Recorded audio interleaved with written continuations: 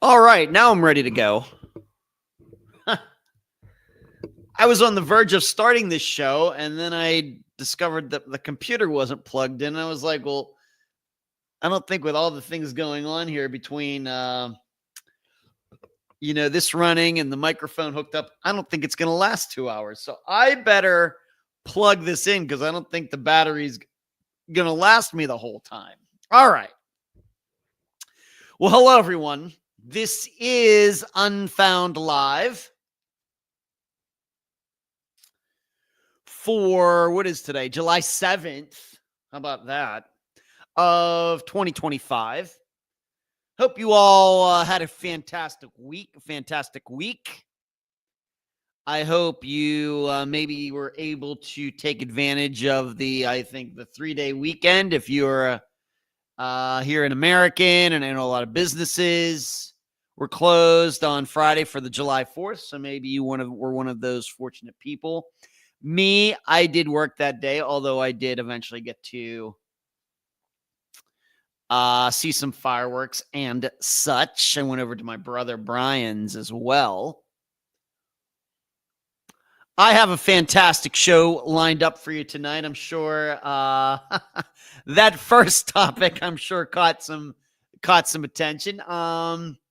We're going to talk about Jeffrey Epstein this evening, tonight, wherever you may be. Maybe it's in the morning where you're watching this, somewhere on the other side of the earth.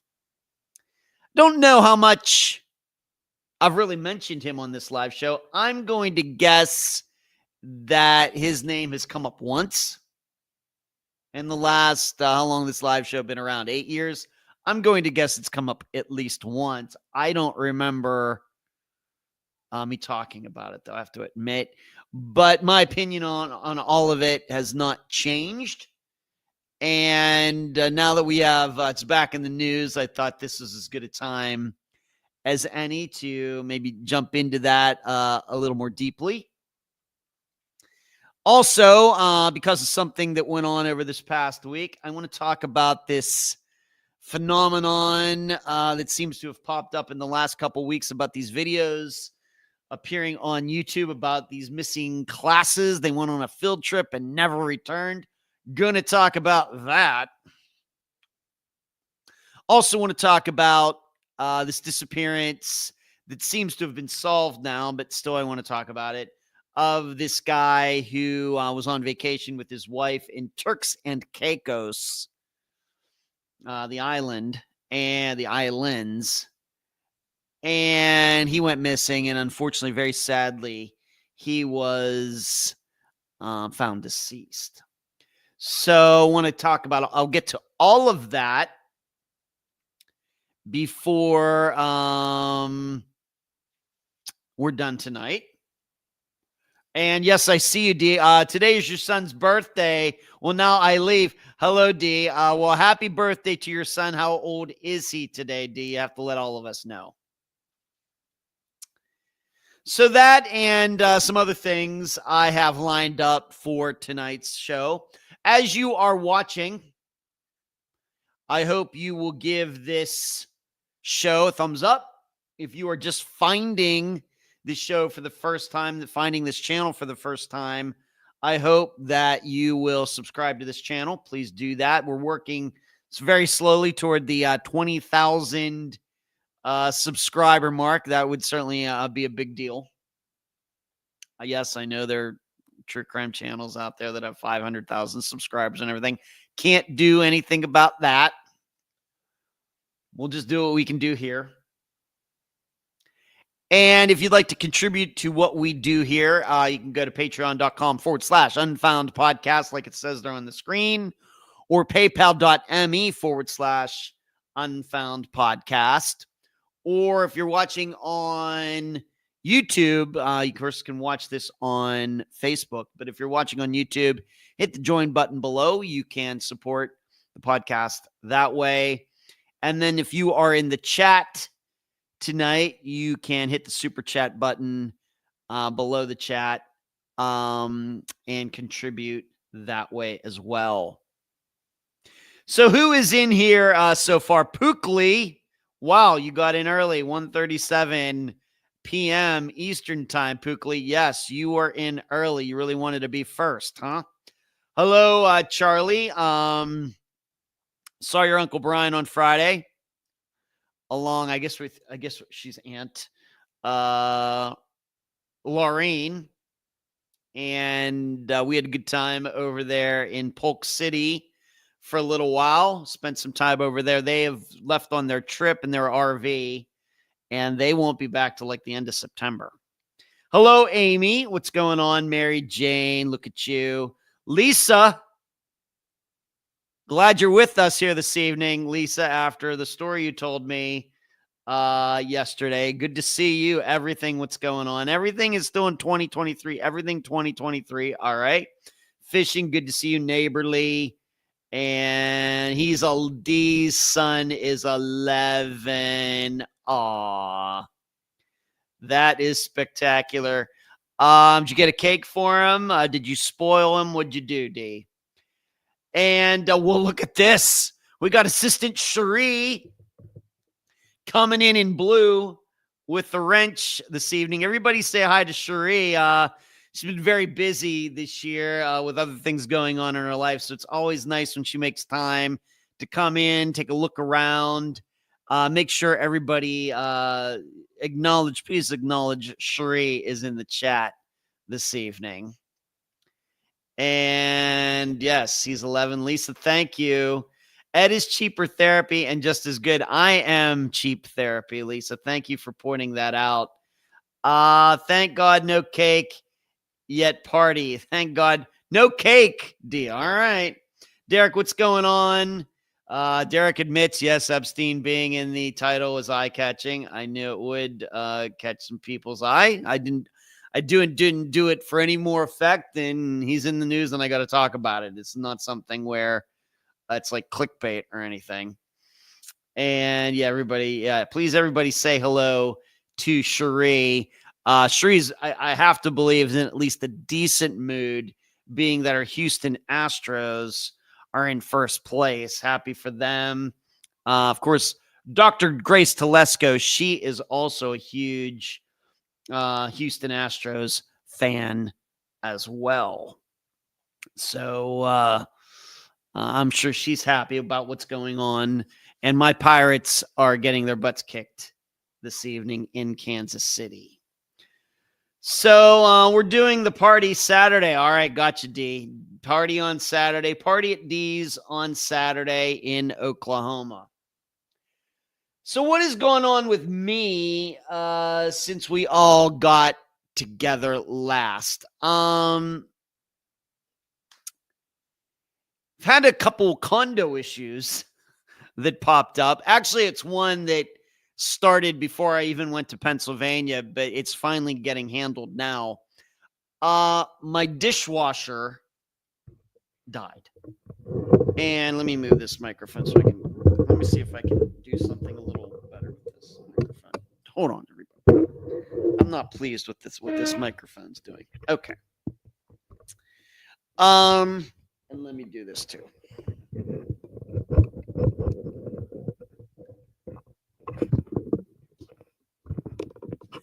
All right. Well, my dishwasher had died before I went to see my dad. And so a guy finally came up today. There's nothing against the rent or anything else. I finally got around to telling them, and just been washing dishes by hand.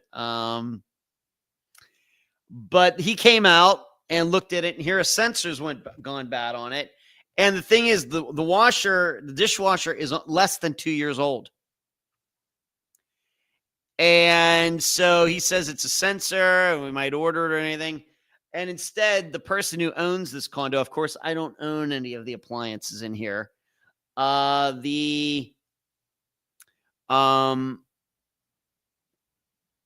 of this place just going to get a new dishwasher.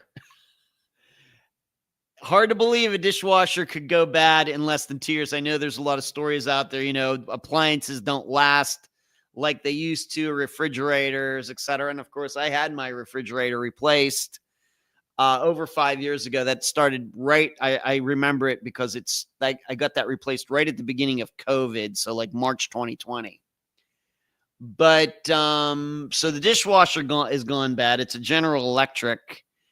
And so it needs a sensor, and the owner of the place is just like, I'm just going to get him a new dishwasher. So I think that's going to be coming on Wednesday. But then coincidentally on Saturday, so like I said, being that the dishwasher isn't working, I've had to wash dishes by hand. And so I'm washing the dishes there, right over there. And I look down at the floor and there's water running out from under the sink. I said, uh-oh. And it turned out that the garbage disposal system was leaking. And what's weird is, of course, the dishwasher problem and the garbage disposal problem, not related to each other. Even though they're both water stuff and they sit right next to each other, problems were not related. So that guy, two guys actually, showed up today and replaced the garbage disposal. So I had a little bit of a puddle here that I had to clean up, just a little one. And so they came out, and that maybe took them a half hour to take the old one out, put the new one in. Of course, I don't have to pay for any of it because I'm a renter. The owner pays for all that. And then on Wednesday, I'll be getting a new dishwasher, less than 2 years old. I even checked because I keep track of this stuff. That dishwasher, of course, there was a dishwasher in there before that went bad. And now this dishwasher got put in late July of 2023. And here we are at the beginning of July of 2025, new dishwasher. So there have been some water issues going on in my condo since we all got together the last time. Also, what has gone on is trivia. My trivia, it's not my trivia team, the trivia team I'm on. We won this past Wednesday. It was glorious. We were in second going to the final question. The first place team didn't get the answer. We did. And so that was fun. Of course, coming back here, it's my first trip back to trivia since I came back from seeing my dad. And so that was nice. And we do have some new players recruited by myself who very smart people, because we've lost some people over the past year, people moving away, like my brother, his wife, a woman, Carla, that used to come all the time. She moved to Jacksonville. And we had another woman, Deborah, who moved to Vermont. And so we've lost some people. And I thought that, we need some people. It just, it gets a little dicey when you get down to only 2 or 3 people showing up.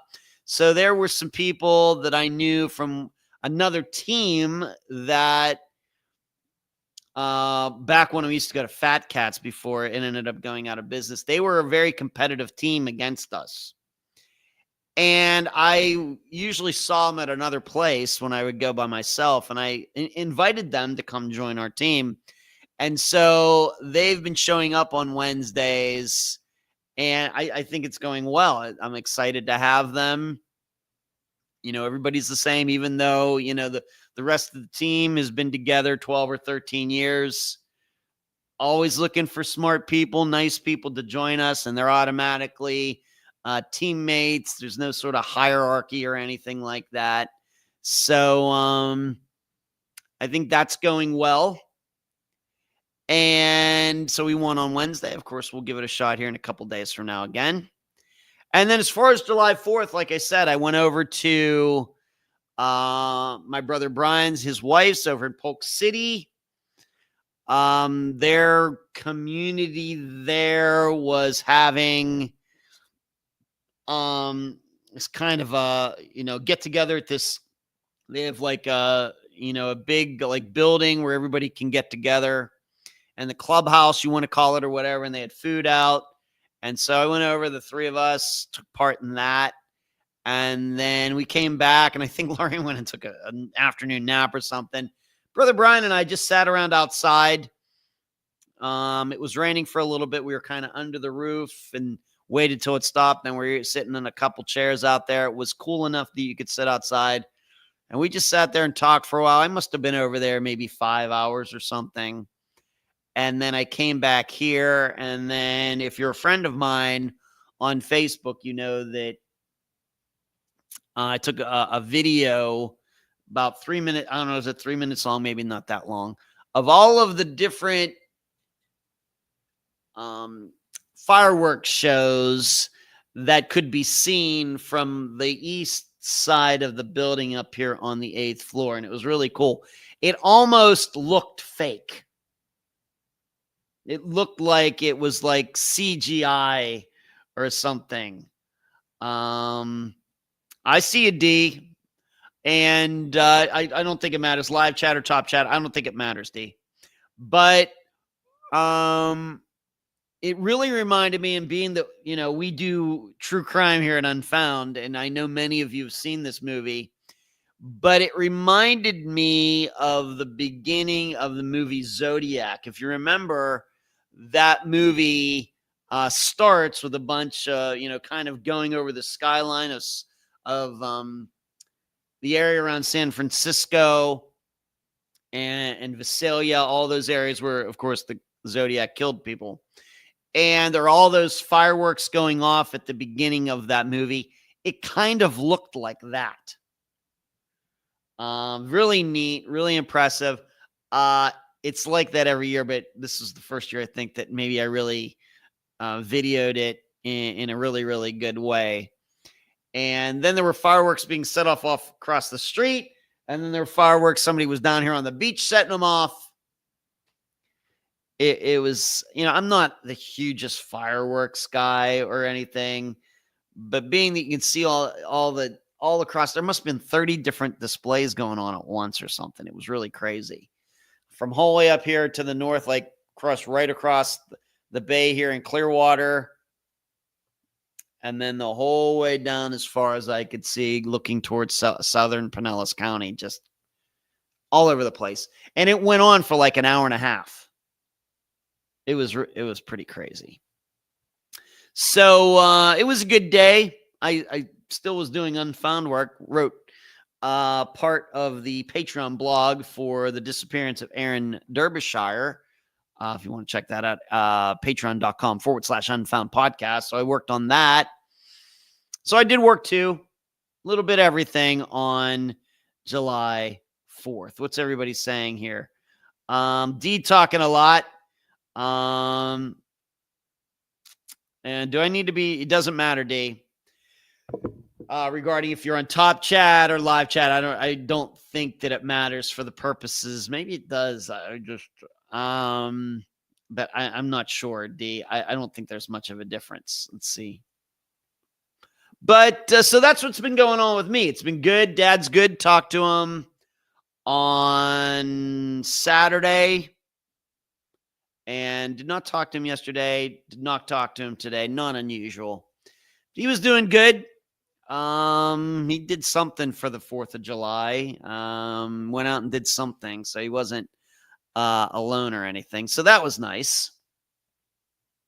And that's about it. And like I said before, my brother Brian, I had to get over there to see my brother Brian and his wife Lorraine because they are taking off on a long trip. They left today and they will not be back until the end of September. They're going out west, and then they're going to kind of work their way across the northern part of the United States. I think they're going to go by Mount Rushmore and go down there. And then they're in September, they're going to a high school reunion in Irwin, PA, where my biological family is from. And they'll eventually work their way back down here to Florida the end of September. But they did take a shorter trip, like for a couple weeks. When was that? In May, April or May or something like that, just to test everything out. Everything worked fine. And so they're now going on the long trip. And this is their second RV. The first one got flooded with Hurricane Milton. And so they have this other new, it's used, but you know what I mean? It's new, but it's used. And it's like 40 feet long, and it has like the sliders, that go out on both sides, and it's crazy nice. But I have still yet to take a trip on it. I did take a trip in the other one, but no trip in this one yet. Brian keeps talking about it. Maybe we can do that once he and Lorraine get back from their trip. We keep talking about going down to Key West. And brother Michael, my brother Michael, is supposed to be coming down here in October. So maybe we can make something happen.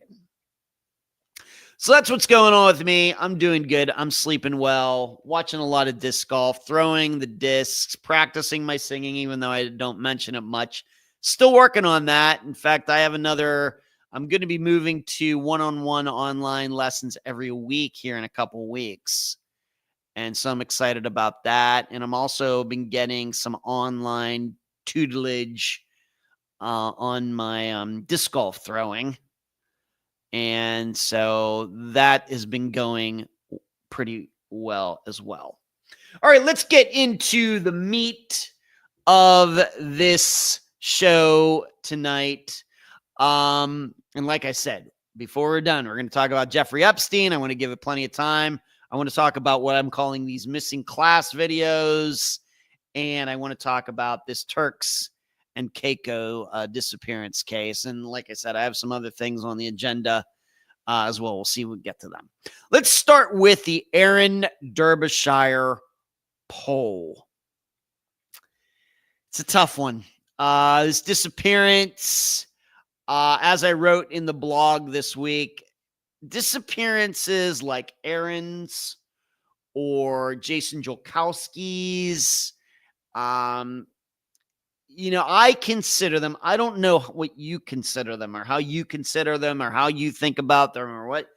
We all have our own theories, and I think that Unfound's listeners tend to be more sensible than most, even though I know you listen to a variety of podcasts out there. But I think over 9 years, if you are a steady listener to Unfound, I believe you to be a certain type of person, even though you may have tolerance for other podcasts that are much different from Unfound. But I really consider Aaron's because of the fact that his items were found in his truck, and Jason Jolkowski's and several others. These are like the Mount Everest of disappearance cases. These are really, really hard. This is not to put down, of course, all these different diving companies that have gone out. We even know that just recently I have it in the agenda, this guy who was found in Long Island after all these years. That is not to put down what divers have done, chaos divers, adventures with purpose, on and on and on. That is not to put down what those people have done. Obviously, great work.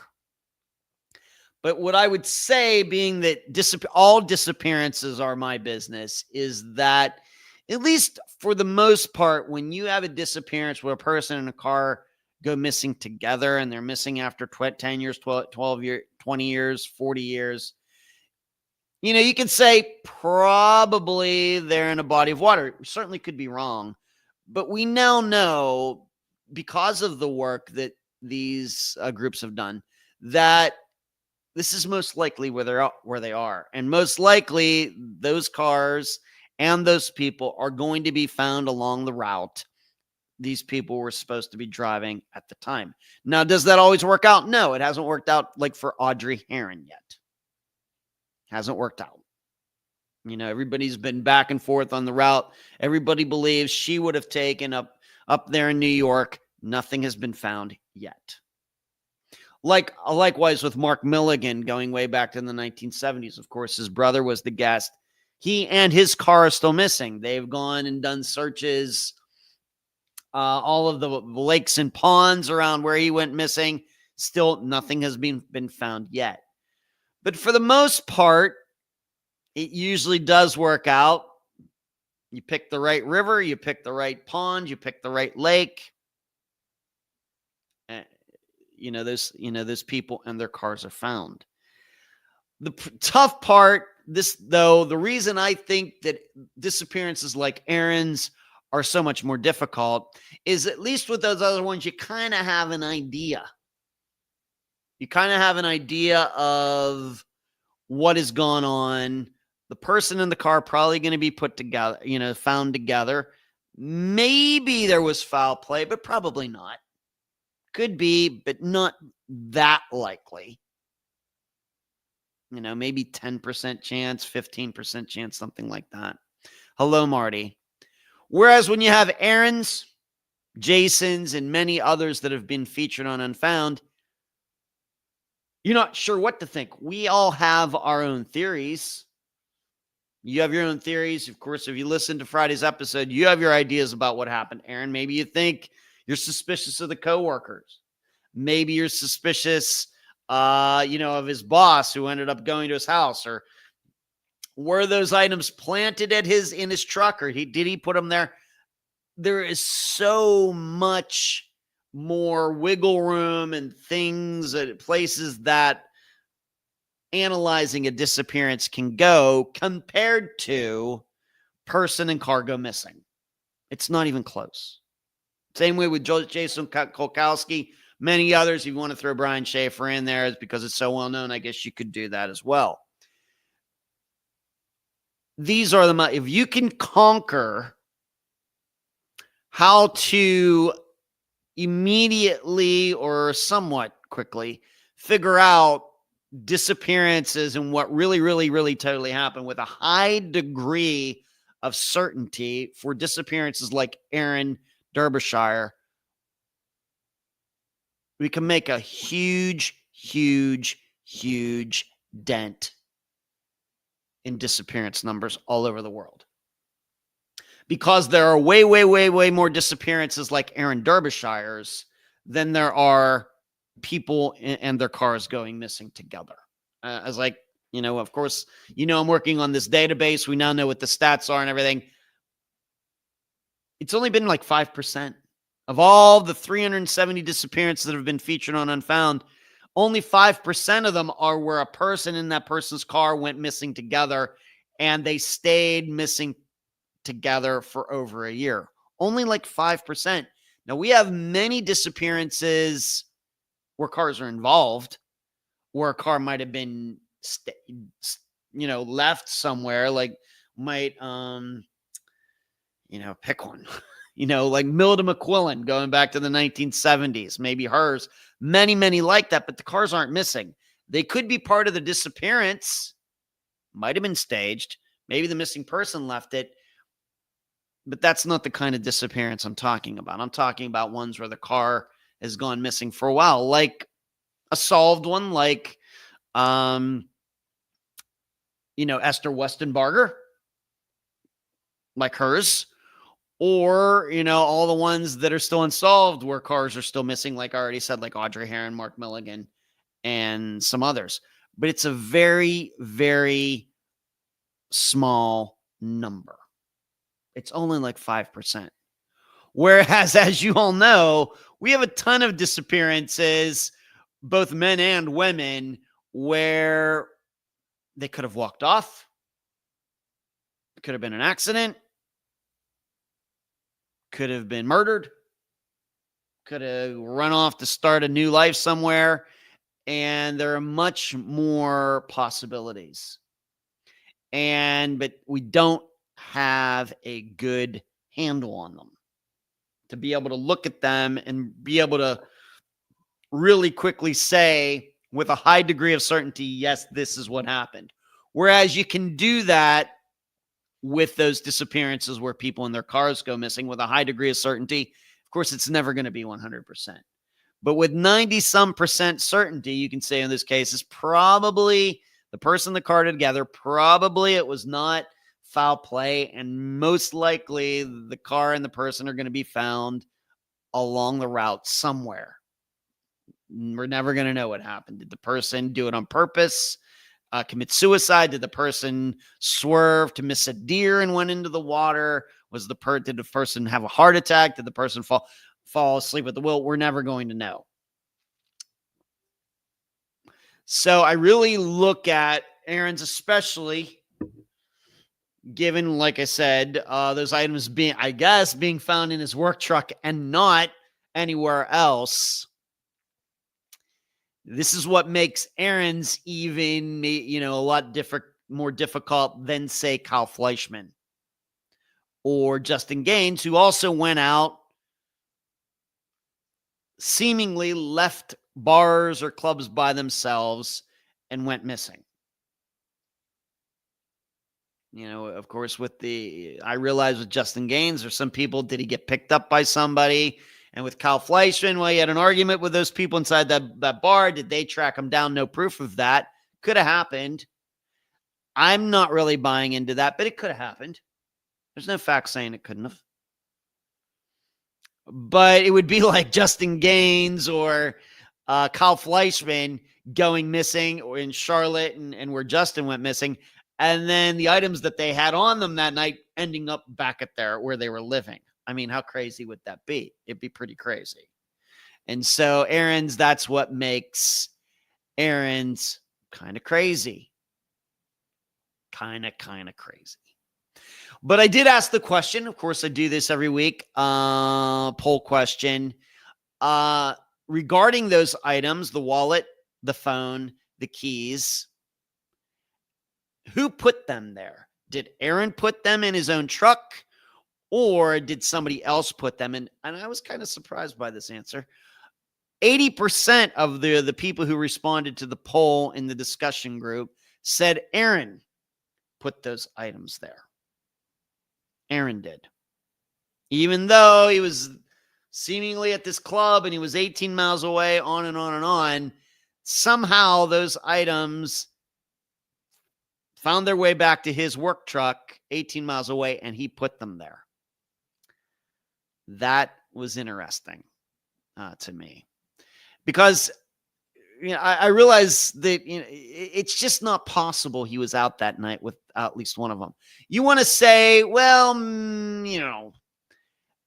it's just men don't leave those things at home. They just don't. If he was at that club with his coworkers, he surely had his wallet on him. He surely had his keys with him. And that night he was texting with his brother. If you want to not believe that Aaron, it wasn't Aaron, but somebody else, I guess we could think about that. But surely if Aaron went out, he took his wallet and his keys. So it's tough. But still, 80% of the people who answered the poll said, yep, somehow Aaron made it back from that club and put those items there. Okay. Next, in the think tank that we hold every Sunday evening at 7 p.m. Eastern, and some of those members are in here tonight. I see Marty in here. Dee is also a member of the think tank. And we had a nice showing of people last night to talk about Aaron's disappearance. It was very mixed regarding that question of who put those items there. It was all over the board. It was Aaron put them there. It was the coworkers put them there. It was the boss who went out there to check on him, put them there. It was a wide range of answers regarding that. So no clear consensus at all. And I'm not surprised, given the what we know about Aaron and about his disappearance, that doesn't surprise me that answers were all over the map. And then for me, the blog I write, and for only $2 a month, patreon.com/unfound podcast.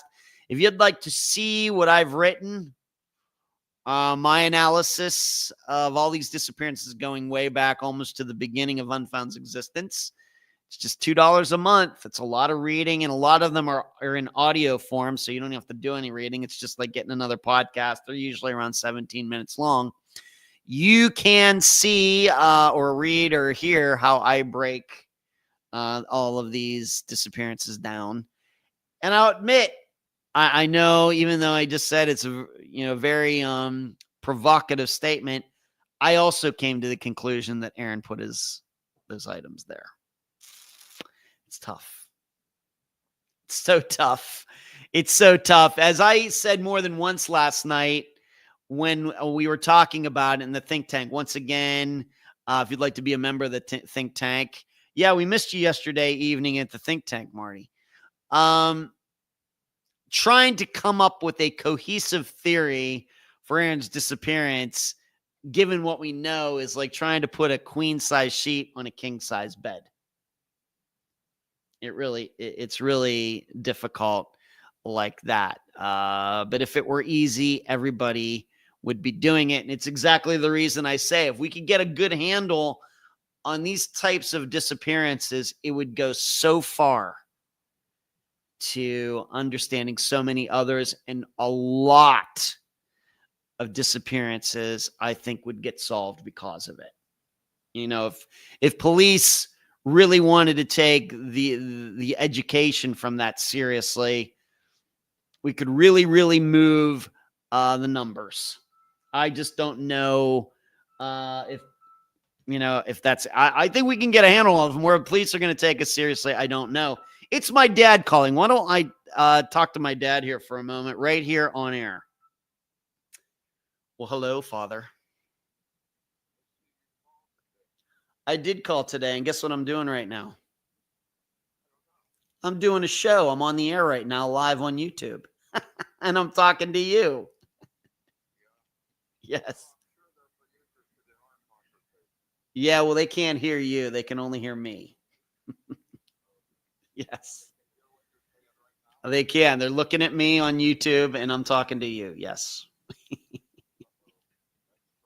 Yeah. Did you go play cards tonight?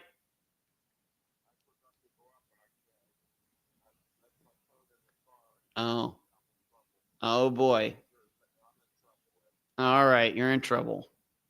Well, I'll call you tomorrow. Okay? I'll talk to you tomorrow. I got to get back to my show. I have an agenda to cover tonight. I got stuff to talk about. Very, very important topics, Dad. Okay. All right. See ya. So there you go.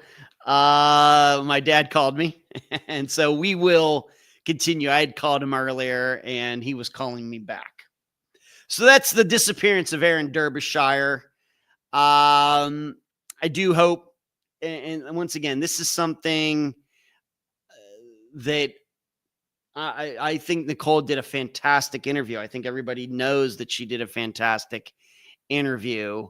It's just when you hear something is so far out of what you don't, what you expect, something you hear like these items, it's like, man, I want to get double and triple confirmation on that. And I'm not saying Nicole's lying. Of course not. Absolutely not. But when you hear something like that, it's like, well, I'd really like to hear that again. So that's the disappearance of Aaron Derbashire. I didn't mention during the episode, I've known about his disappearance, for quite a while. I don't know why. It's in Canada. I've never been to Kelowna, Canada. I don't know why. But I've known about it. I don't even think I told Nicole this, but I've known about it for a long time. Well before Unfound ever got started. Why that is, I don't know. Maybe it's the name. Maybe the name just kind of, you hear the last name Derbashire kind of sticks with you. That could be it. But I've known about it for a while, and it was such a pleasure to have her on. And hopefully it can help. Hopefully. So I need to go see what everybody's saying here. That's an insane stat regarding the 5% number, Marty. Everybody's saying hi to D. Just trying to say number. I don't know what that means. Looks for Marty. That's what made no sense. How did his keys end up back at his house? Yeah. Well, wish we would have put in there. We could have talked about it last night, Marty. I don't know. came up with some some different possibilities. All right, D, you got to go. It makes no sense. Well, Marty, I realize that the logic and doesn't make any sense comes out of my mouth once in a while, but people should take that with a grain of salt, because my firm stance is you just can't use making sense and all of that in analyzing these disappearances. You have to more rely on what you know about other disappearances and what you think you know about human nature and those things. Common sense isn't going to help you, because there are just too many things that we run into that defy common sense. I'm not saying they're illogical. It's just that the facts we have sometimes contradict each other. Now, we know in the end, if we knew the entire picture and it wasn't a mystery, then yes, everything would fall into place, like with Daniel Villarreal. It makes no sense that he ended up, if you just take a snapshot of him ending up in somebody's pool house. But when you put it all together, then it's like, oh, I get it now. It's just how it works. So when it comes to, it doesn't make any sense. It makes no sense. The reason it makes no sense is because we don't have enough facts, and we're still looking for them. How did he pay for anything? I don't know. Maybe they all paid, Marty. I don't know. I was so upset I couldn't. I'm upset too, Marty. You're great. You're great. Always great in the think tank. Something is not adding up. The wallet keys. I know. Marty, I don't want to go conspiracy theories on this because it's a real stretch. It's easier to believe he got hammered and drowned, but the keys in the wallet are interesting unless the coworkers paid for them. Everybody's saying hi to Dad.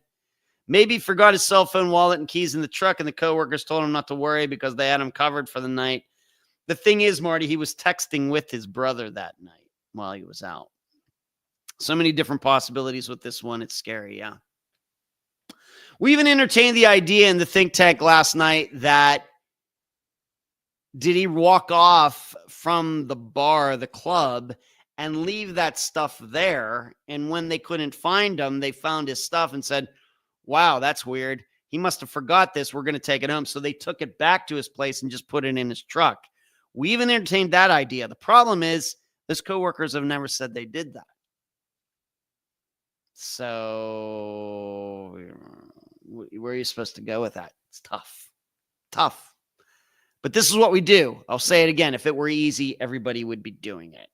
Let's move on to that. So Aaron Derbashire, as you know, if there are any updates, I will let you know, and they will be included in future update episodes. Moving on, some other Unfound things. The first 235 disappearances that Unfound has done are done as far as the database goes. The file has been sent to this buddy of mine. He'll get to it when he gets to it.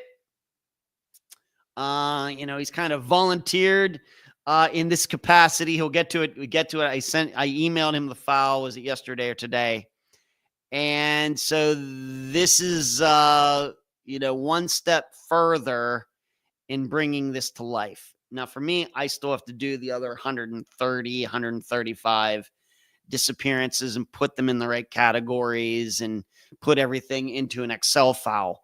But the first 235 are done. And even that alone, that number, is going to be very, very interesting.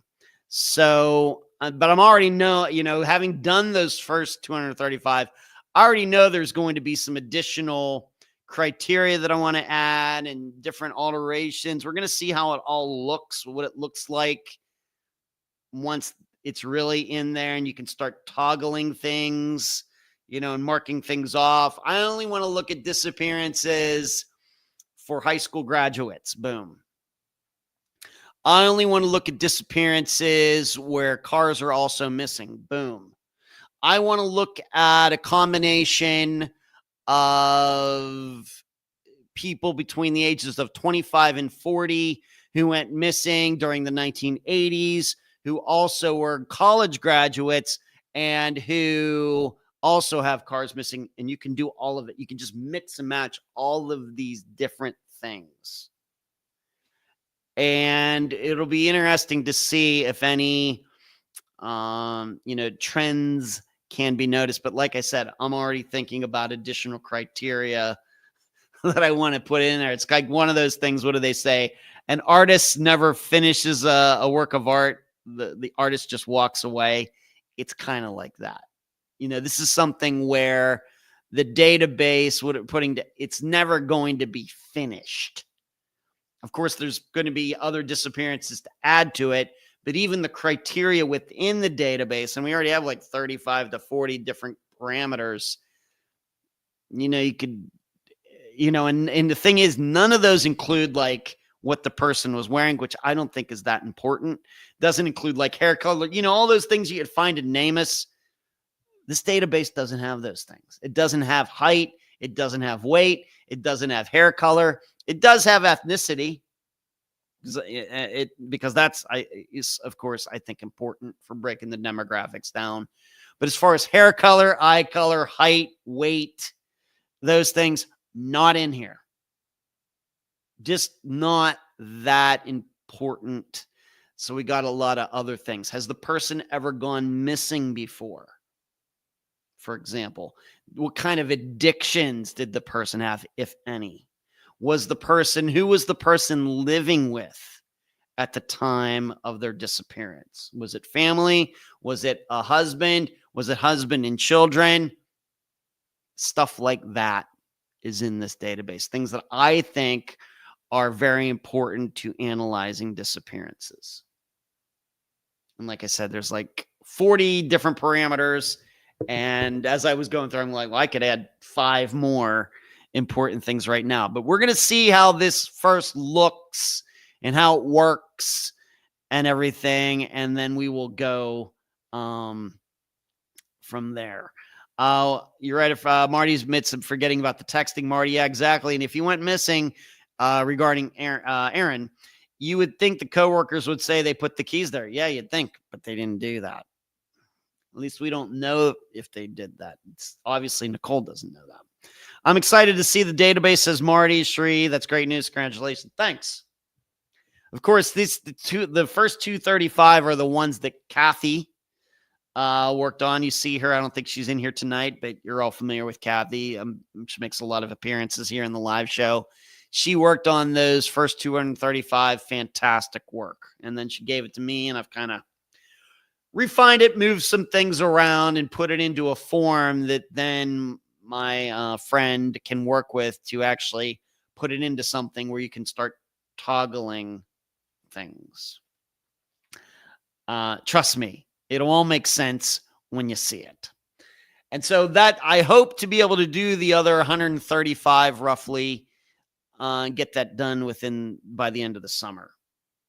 We'll see. I'm pretty sure I'll be able to do it, but to do it, some of the things, the criteria, I can go in and just put it in. But some of these things, I actually have to go back and listen to certain parts of the episodes. For example, one of the criteria is how many hours did it take for a report to be filled out? So, I mean, good luck remembering that for any of them. So I have to go back in to all these episodes and go to that part and find out what that number is. Was it 6 hours? Was it 24 hours? Was it 132 hours? That's one of the criteria. And once again, that's a criteria that you will not find in any database regarding missing people anywhere, ever. But it's important. We're going to get a good handle on what is the truth about missing persons reports being filled out. How quickly are they really, really, really being filled out? And I think I already told you a few weeks ago that I already had some early data on that. And it's like, I think, what was it? 100 some hours, like 4.5 days or something. That's the average for Unfound's disappearances. 4.5 days for the average report to be filled out. It's long. I don't know if you think that's long or short. We know it's long. We know that's not very good. You take 4.5 days to fill out a police report. That's not a good sign. but I'm not sure for all of you if you thought the time would be longer, would be shorter. I have to admit, I'm still not sure what I thought the number was going to be. All I know is hearing it's like the average is like 4.5 days. That's pretty long. So there's that. What else is going on here with Unfound? Did a almost 3-hour interview yesterday. I'm going to split it up into parts, and I interviewed another podcast host. And it's going to be one of the few times where I'm going to split it up, and it's going to play like not all like 1 week. I'm going to release it week here, next week, and then I'm going to mix it in with the regular disappearance episode. So be looking for that. It's a fantastic interview. Like I said, we cover a wide range of material, a lot of it outside the world of true crime. We really get into talking about media and podcasting and a whole bunch of different things. And he is going to be one of the very, very few of Unfound's guests who actually has his own Wikipedia page, as I point out during the interview. So be looking for that. The first part of it certainly will be coming out Friday, but I think we're also going to be releasing a new disappearance episode on Friday. I'll talk to you about that at the end. All right, let's go to, I know you're just dying for me to get to this. Jeffrey Epstein. Like I stated when I started the show tonight, I'm guessing that I have talked about him once before, I'm guessing. And I realize there are all sorts of other podcasts that have done all sorts of things. Well, now that it's come out, and once again, I'm going to try to avoid the politics of all of this as best as I can, because that's not what we do here. That only serves to separate people and go into their own little cliques and CLIQUES, that is cliques. And that's not what I'm trying to do here. But we do have to talk about it because he certainly did commit some crimes, and his death was certainly a huge topic. It's going to continue to be a huge topic probably for all the rest of our lives. But the reason I'm talking about it now is because the powers that be in the Trump administration, mainly, who was it? The head of the FBI and somebody else in the Justice Department. They have come forward to say, in looking at all of the materials, and the Attorney General of the United States have said, Jeffrey Epstein committed suicide, and there is or was no client list. Now, this flies in the face of what those very same people were saying before they were given those positions in this administration. Once again, I'm not here to get into the politics of it. You can go check that factually, that these people, and I'm not mentioning their names, these people were well on the record saying they think it's suspicious.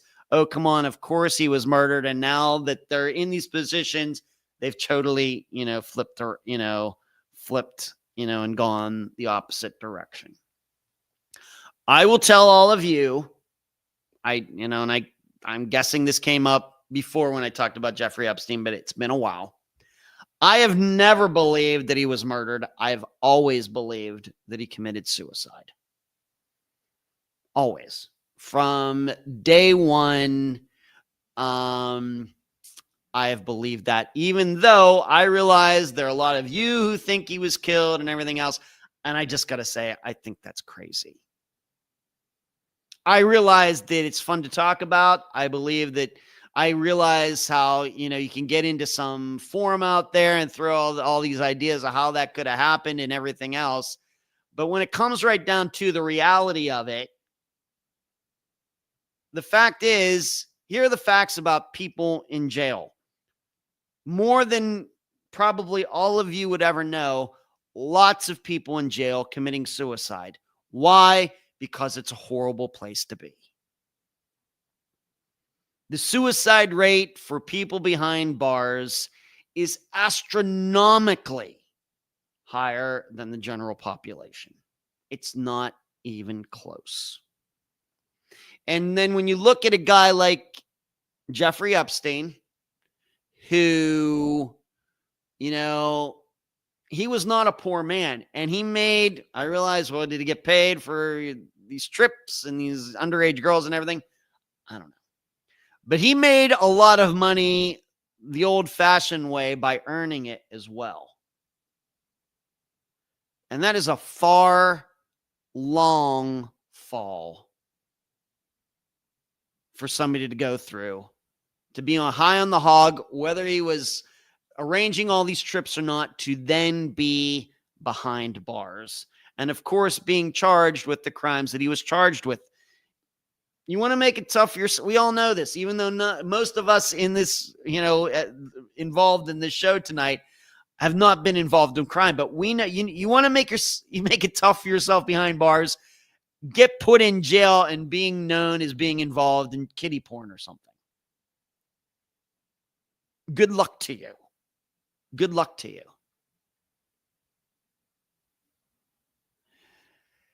And it's like I said, I really stayed quiet on this for a long, long time regarding this, but it's really been disgusting to me about how many people bought into this. I start thinking about, well, how did that happen? These police guards, did they get paid to look the other way? Would that not just then bring more people into the conspiracy? Did the people who are in charge of this wing of this jail actually go and do it themselves? Why would they do that? Were they paid off? Who paid them? Were they paid to look the other way and they got other people? Well, how do you go about applying for the job? Are these assassins kind of just like sitting at home watching ESPN and they get a call? Hey, we need you to go down to the jail and arrange to make it look like Jeffrey Epstein killed himself. How do you get that job? Exactly. Who does this? Do you go to college for this? Is there a school? How does that become your job in life, to just wait around to go and and kill people and make it look like it was a suicide or something? Who gets trained in that, and who's training people to do that? I want to know. Not to mention, here in the United States, we've had a lot of people fall from grace. Famous people, politicians, athletes, musicians who have done a lot of bad things. The people, for example, let's go back to the people in like the 1960s into the early 70s who exposed that the CIA was conducting a secret war in Cambodia and Laos. The Pentagon Papers and all of that. None of those people were murdered for what they released, even though that greatly damaged America's reputation, greatly damaged the faith that people have in government, made a lot of people look bad. None of those people were assassinated.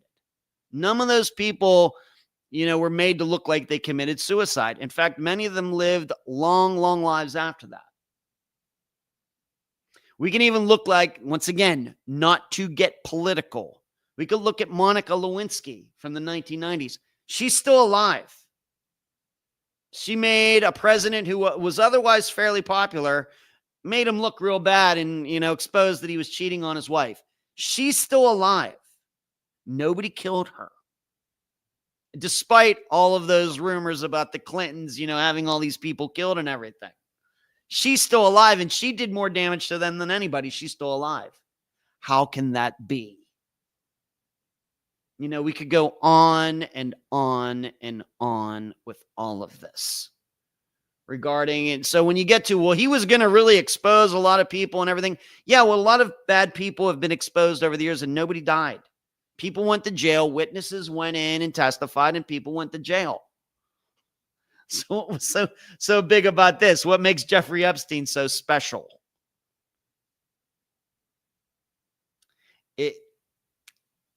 But I think what we're also showing here is that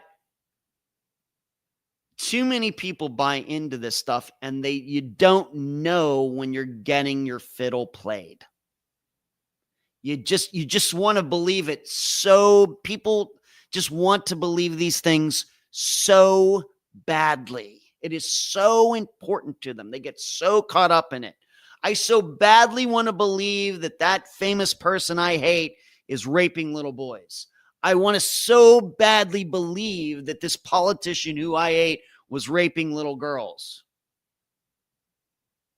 And people will use your passion, your hate, your emotions, irrational emotions against you for their own devices. They'll do that. They'll do that. So these people, once again, not calling out any names, who were just not long ago had their own radio shows and TV shows and everything else. And they say, oh yeah, Jeffrey Epstein, he was murdered. Now they're in a position to actually look into it. They're like, well, wait a minute. You all got played. You all got played. I can't help. I wish I could help you. Don't believe this stuff. These, over across the whole political spectrum and everything else, there are a lot of horrible, horrible, horrible people who will do this to you. They may be perfectly fine husbands and wives and fathers and mothers and, and support their elderly parents and everything else. But when it comes to power and lying to all of you, they will happily do it. And they'll let you believe all of the craziest things in the world just to keep themselves in some position where they, some sort of gatekeepers or something. And this is everything that the Jeffrey Epstein case was.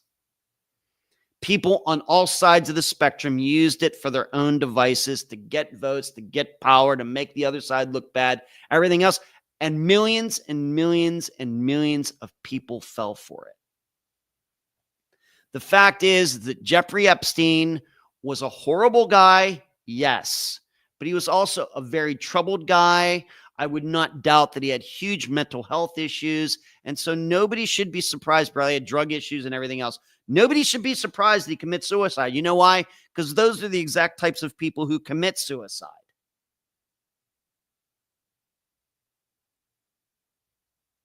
And we all know it. We all know this. You don't have to be a psychiatrist to know this, but it's amazing how people just throw that all to the side because they want to believe something. And here's what I also know, unfortunately, and here's what I also think about, this list that obviously now does not exist. Here's what I think I know. And once again, it's horrible about American culture. It's horrible. But the people who wanted to see that list, if somebody they liked would have been on that list, some athlete, some politician that they voted for, some movie star, something would have been on that list, they would have dismissed it. Oh, that can't be right. This is how the human mind is so good about is so good / bad when it comes to rationalizing. We want to believe all of the worst things about people we hate, and we want to reject all of the worst things about people we've decided to love, even though we don't know them at all, and they don't even know we exist. That is a bad way to run a culture. It's disgusting. Now, why is it that from day one I was like, of course he committed suicide? I don't know. Maybe it's just the cynic in me. I know. I know that most of you don't know me personally. But I'm a cynic at heart. I guess I'm a cynic who tries to hope for the best at the same time. But you know me that I think I've expressed this more than once before. I have a very, very, very low opinion of human nature. Very low opinion.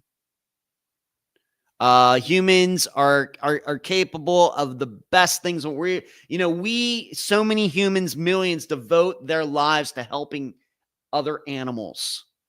Veterinarians and zoos and all these videos I watch, and Dodo taking these, taking animals off the streets and nursing them back to health and all. We are fantastic on that. We're also the only animal on earth that tortures for fun. What do you think? Bullying and everything. You know what? Dogs and spiders and giraffes and squirrels don't bully each other. Only humans do that. And I guess bullying and all of that must have something to do with having higher intelligence.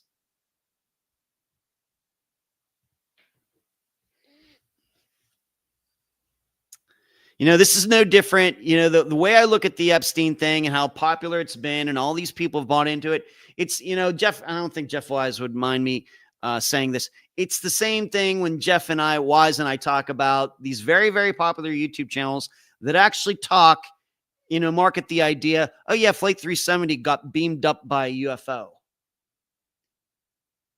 Now, I realize there's no facts to dispute that. But there are certainly many people, who will buy into that and who will watch it and listen to it and everything else. And as I will continue to say, we always worry about what we're eating. Man, we shouldn't be eating that chocolate. What we put into our brains is way more important than what we put in our bodies. What we put in our minds can damage us way, way, way more than you eating that chocolate fudge sundae. And it's not even close. But just like people get addicted to, I guess, quote unquote, addicted to certain foods, people unfortunately get addicted to horrible, horrible information, and they just can't stop themselves. They just can't. This Jeffrey Epstein thing, it's not going to go away. There are going to be people out there who are going to, rationalize it away. Wait, there's new information. And I've kind of brought this up, like when it comes to the assassination of JFK. You know why they're still talking about the assassination of JFK? How long's it been now? 62 years. It'll be 62 years in November. You know why people still talk about it? Because it still makes money, not because there's anything new. Those books still sell. So don't be surprised when you see, new book about JFK's assassination. Now it can be downloaded for $1.99 on your Kindle. There is no new information regarding JFK's assassination. Zero. There's not been any new information on it since the 1960s. It's the same way with Jeffrey Epstein. From now until I die, and I hope to live to be 150, from now to the day I die, people are still going to be saying, you know what? There's new information. Oh, yes, we do have the list and everything else. There's nothing, but they do it because it's big business. And I have no problems with people making money. I just wish they'd be honest about it. Oh, yeah, well, there's no information. We're just doing it because it's popular. Yeah, right. Yeah, we're doing this because people want to read it. And it's not because there's anything new. It's just people want to read about it and want to read our lies. So that's why I don't stay on Summer's case. Yeah, D. You have to realize when it comes to these types of things with JFK, Jeffrey Epstein, UFOs, there is no amount of information that could ever be released that will ever please everyone. People believe what they believe. This is one of those. I mean, I guess we've seen it before. We want to see all the information about that. And then when all the information is released, what do some people say? Well, I don't agree with that. There must be more information. Yeah, either that or you're wrong.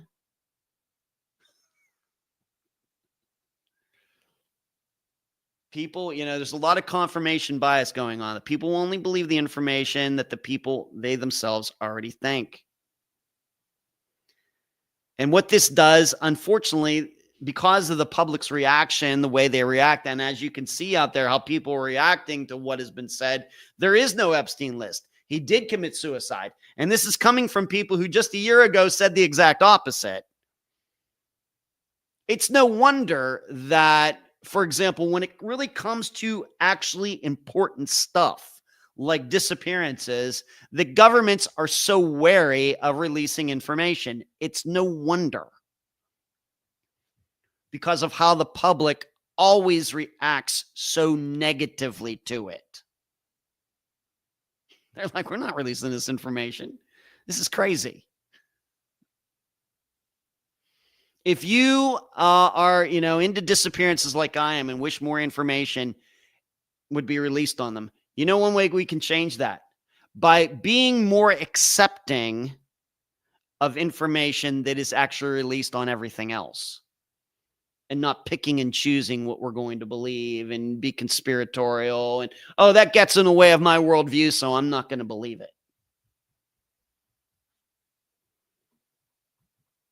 And what also makes me, it's kind of funny, is that there are certain groups within the United States who say, we back the blue, and they got, that flag. It looks like an American flag with the stripes, but it's dark blue and black. You've all seen it outside of, we back the cops, but then you bring up Jeffrey Epstein. Oh yeah, those cops, they had something to do with his suicide. They killed him and made it look like a suicide, and they got paid off.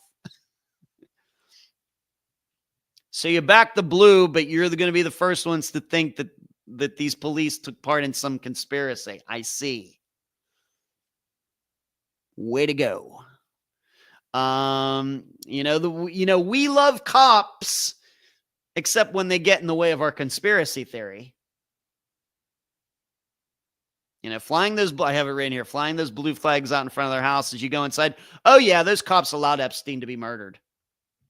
That's going on. I'm not saying I have personally experienced that, but I know it goes on. An NYPD investigation showed there were all sorts of problems at the jail. Jeffrey Epstein's suicide was just one of many that have occurred there. And why do they keep it under wraps? Why? Because it makes them look bad. And then when somebody who's actually high profile commits suicide and they can't cover it up, wow, you think that's the only one that's ever happened there. So they're not helping themselves by keeping things hush-hush either. Why did Epstein kill himself? Because he was guilty. Because he was not a career criminal. Because he knew there were all sorts of evidence against him. And yes, it very well may be that he took one for the team. Maybe. Maybe for a couple people, but not for all of the hundreds that many people were hoping would be on some list out there. It's one of those things. Do you really, does the public really, really, really, really, really, really think that poorly of people in positions of power in the United States, that they're all really just kiddie porn lovers that can so easily be convinced to get on a jet and go somewhere and have sex with 10-year-old girls? Is that where we are? Because to me, that sounds just like a bunch of jealousy. I can't be like they are. I can't have the power that they are. I can't achieve the things that they've achieved in their lives. So I'm going to think the worst of them. Now, are there famous people who have been? Yeah, there have been. But it's no different than in any walk of life. And you also have to remember all, like, for example, Kevin Spacey went on trial, acquitted. Are there kiddie porn lovers out there amongst all demographics in the world? Yes. Yes. But I'm not to the point at 54 years old where I think a guy can just invite a bunch of his friends on a jet and say, hey, here's some 13-year-old girls, do what you want with them. And everybody just went along with it. I wouldn't go along with it. In fact, if I were there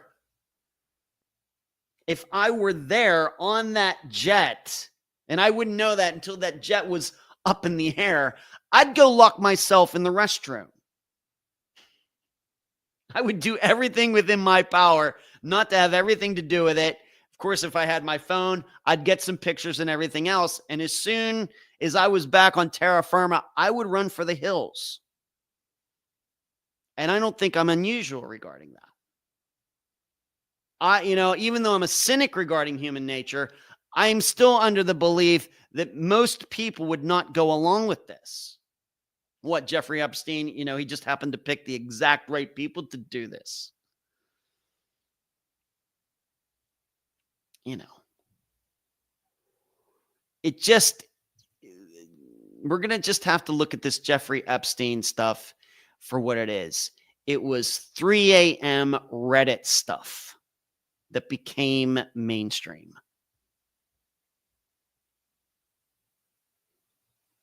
Horrible guy, certainly. Certainly. Glad I didn't know him. But he knew a lot of famous people because of the work he did.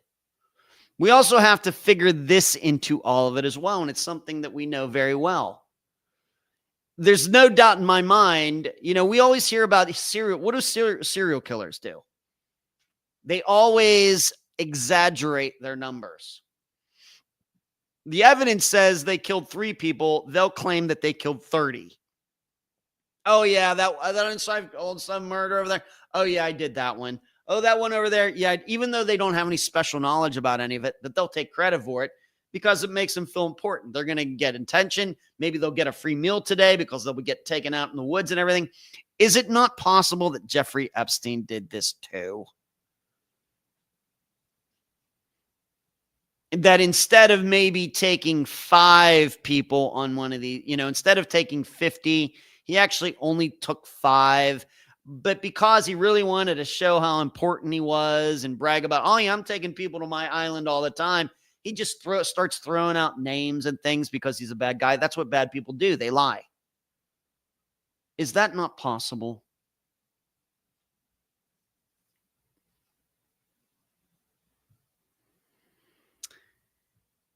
He was a big talker. Yes, he was a rapist, but certainly not in the hundreds or the thousands, and maybe not even in the tens. Like I said, this is, to me, is no different than for all those people who have fallen for all of these lies that serial killers. You can hear from Julie Colley herself, she's the one who was in the FBI. And did it come up in my interview when I interviewed her for that episode last year or something? But she said, really, you don't get a lot of information talking. You can't learn about killers from other serial killers because these people are so prone to lie and everything.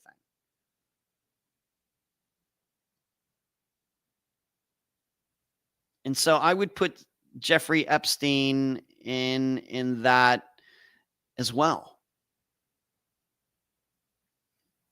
But I think because of the politics involved in it, and there's a lot of jealousy that goes on with this and wanting to think poorly of certain people and everything else,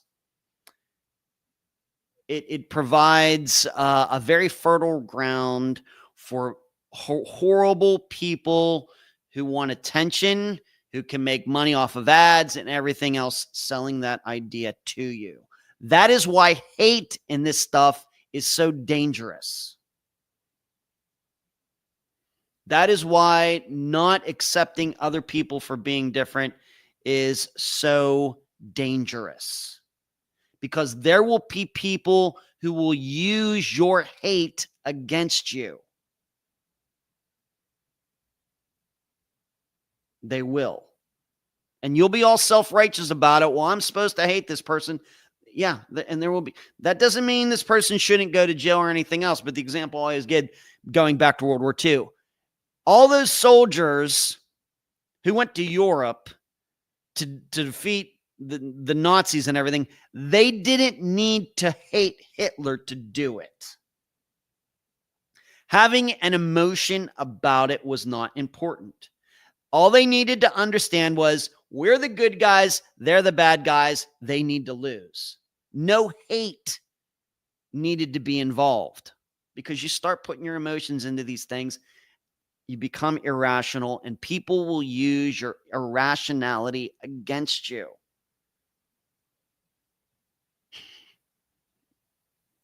That's the way it works. There's so many things going on in this world regarding people despising people and everything else, and all sorts of people using it for their own devices. There certainly are people in the world who should be defeated, but you defeat them because they're wrong, not because you hate them. And you can also defeat them because they want to kill you first. But you got to keep your emotions out of it. And I think if you do that, I think you'll start, these kinds of stories, like Jeffrey Epstein or whoever else, whatever, you're going to find that you approach those particular subjects with a much more level head. Very well could be true. Jeffrey Epstein or somebody like him could have had 100 girls in jets and doing everything else. But maybe I need to seek out, or any of these girls out there telling their stories, and do their stories tell true and sound true, and and what kind of person is Jeffrey Epstein? Is he really a guy who can be trusted? Is he really a truth teller? No. Jeffrey Epstein was a big liar about a lot of things. So why trust him on this? Unless you just want to believe it because you want to believe it. Remember, just because you believe something doesn't make it true. Likewise, just because you like something doesn't make it good. It's like I said, the topic's not going away. I've been holding back on this for a long time, maybe, as you can tell.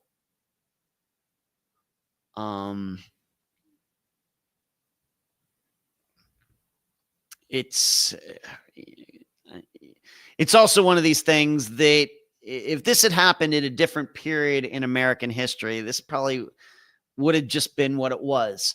Some bad old guy, pervert, everything else, gets caught doing certain things, and it's in the paper for a few days, and it goes away.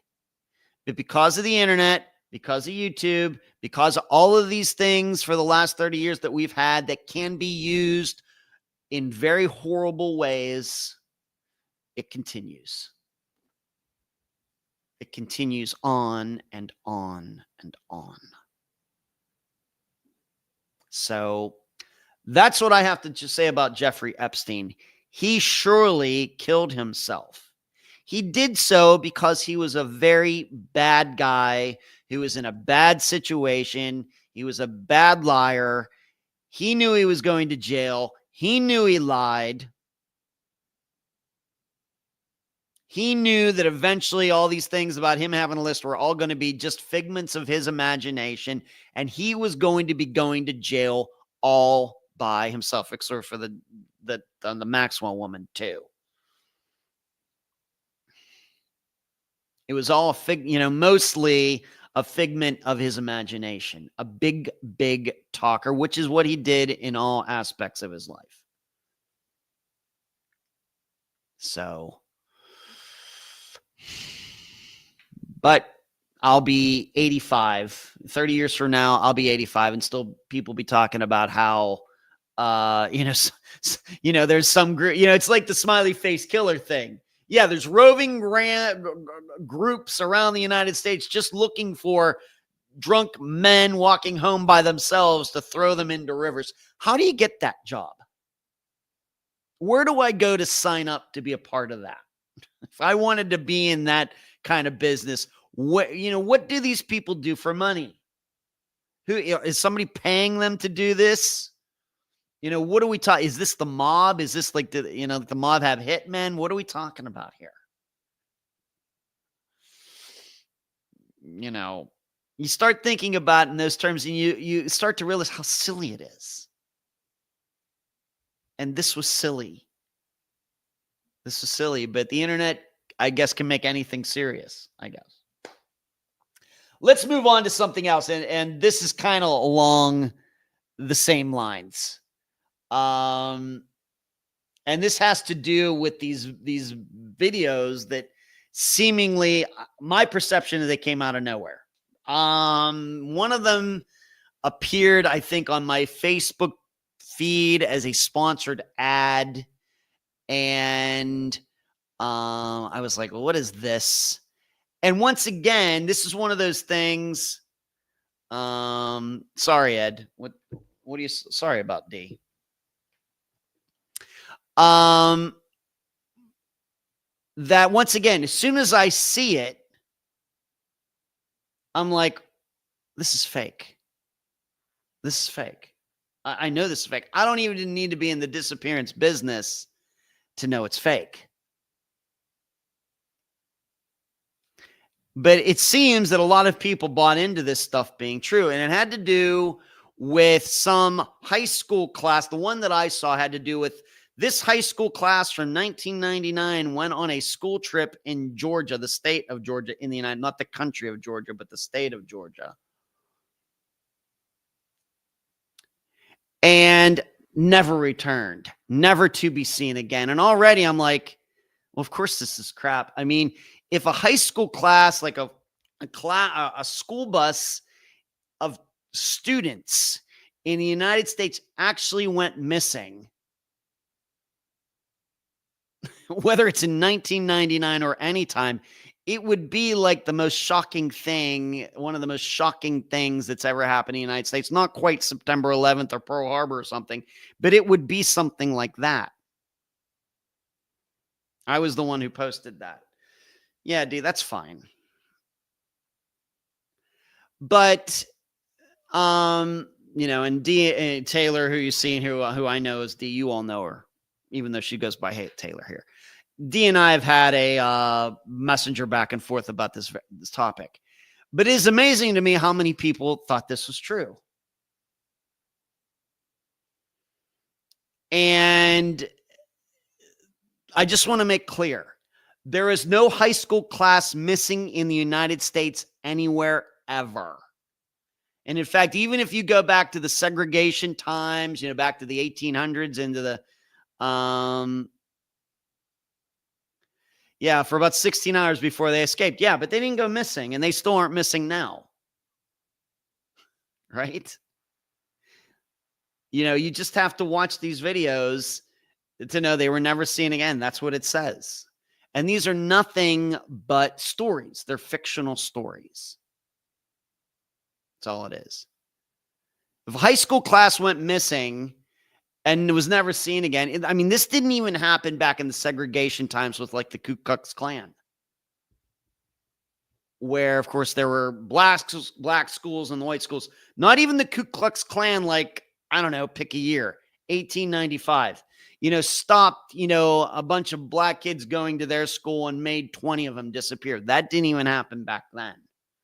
And it didn't happen like in the 1950s, when integration was happening here in the United States and the Ku Klux Klan was all mad about that. They didn't do it. I mean, what are we talking about here?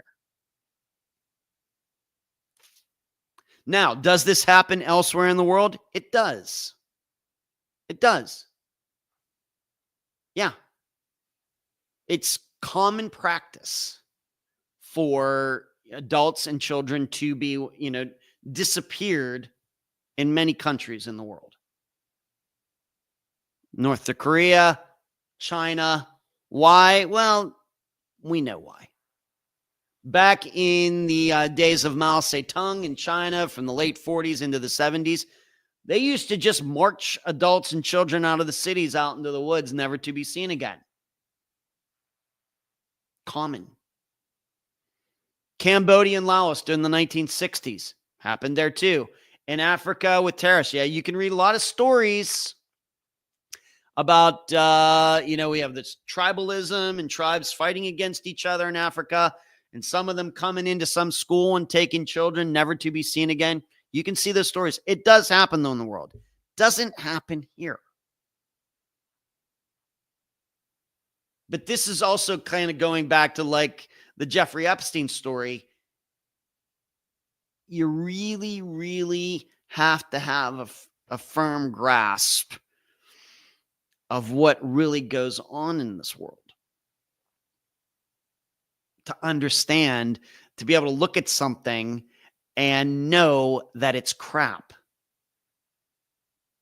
It's very important. I mean, one of those things about having a good life, having a good, your mental health being good, is to be able to tell what is real and what is not real. That doesn't mean we're all going to be perfect. I get fooled sometimes too.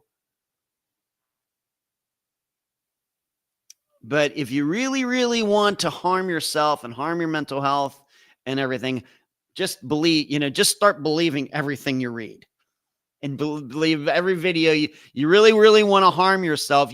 I realize people think, well, to be safe, I'm just going to believe everything because you never know what could be true.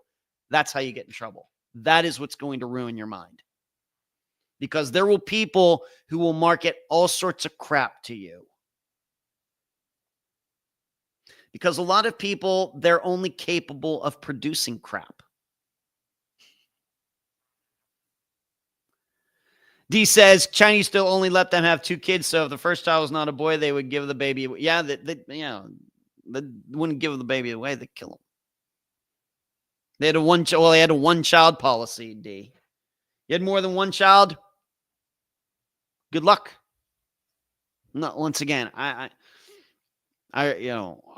have nothing against the Chinese people or anything. One of my best friends married a fantastic woman from China. Nothing, but we know things go on there. We know it's not the United States, as many places aren't. But if you're seeing these missing class videos, like Jeffrey Epstein, don't believe them. Don't believe them. It didn't happen. So, there's no, what else? We also have to think of it this way. How is it, for example, the Springfield 3, which is a disappearance of 3 women, that not just people that take an interest in true crime, but just, I think, the general public, because it's been covered so much. Even I think a lot of the general public knows about the Springfield 3. These 3 women that went missing in 1992. So you tell me, how is it that a lot of people can know about 3 women going missing, but then on the other hand, the general population somehow doesn't know about a whole class going missing in a school bus? It's because the school bus story never happened. Never happened. When you see the pictures of those kids, it's probably, I would suspect, all AI generated. If you see these kids standing out in front of their bus and smiling and everything, I doubt they got a bunch of kids together to take that picture. I'm guessing it's just, like I said, you can do that with AI and whatever else these days. And of course, you start using, how are a bunch of parents going to feel about their son or daughter being used for a picture like that and being portrayed as that the person, the kid went missing or something. So I'm guessing those are AI generated images and everything else. And that's something that we're going to really have to, pay attention to as we proceed. Because I see those AI videos on Instagram, just like many of you do. And a lot of them can look very real. People at a beach in this huge 100-foot high, say, look what happened today. And it'll be a tidal wave or a tsunami coming over 100 feet high, wiping. And it looks real. But of course, it didn't happen. Tsunamis happened, but that didn't happen.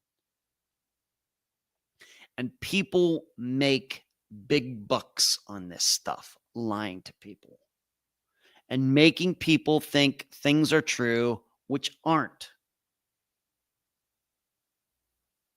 And what I would tell you, despite many people thinking the opposite, I think, well, we just have to make sure you never know when something bad was. So we got to really believe everything just in case. I would tell you to be cynical of everything. But, the problem is we get locked in. We get locked in liking certain people. We get locked in liking certain ideas. We get locked in liking ourselves and how we feel about thinking such things that, when the facts actually do show up that show that we're wrong, we don't want to change because we're so comfortable with it. So warm and cozy and everything. It's a bad way to live. Bad way to live. So if you see those videos about kids going missing, not true, didn't happen. I realize what Derek said, 19, and I did know about that. The weird thing, Derek, is that I've known about that ransom story. It just didn't even occur to me that somebody could equate those two. And my guess is these people who've generated these videos don't even know about that story from 1976, because I'm guessing these are younger people putting these videos together, and really people, for the most part, only pay attention to the history, the things that happened within their lifetime. I'm guessing most people who generated these missing class videos don't even know that happened in 1976. Because you really have to be a history aficionado to know about that kidnapping. But they didn't disappear. And I'm certainly happy. I was simply making a point. The whole group of students really did go missing. It was a huge story back then. It was. And thank you for bringing that up. I did not. I know about it. Didn't put it in my notes. Is it? No. Are you at? If you ask me, well, isn't it conceivable that a bus driver could steal a bunch of kids? And I guess if somebody can make a flight 370 with 300 some people on it disappear, then I guess it is conceivable. It's conceivable. It could happen. But here's what I also know. That if it happened, everybody and their mother would know about it for the rest of their lives. And no. And there wouldn't be just videos suddenly popping up. If it happened today, there were, it wouldn't be like it would be all kept under wraps. And then 50 years later, suddenly on YouTube, there's all these videos about it. Roger said FBI could not solve DB Cooper case. Yeah. I know.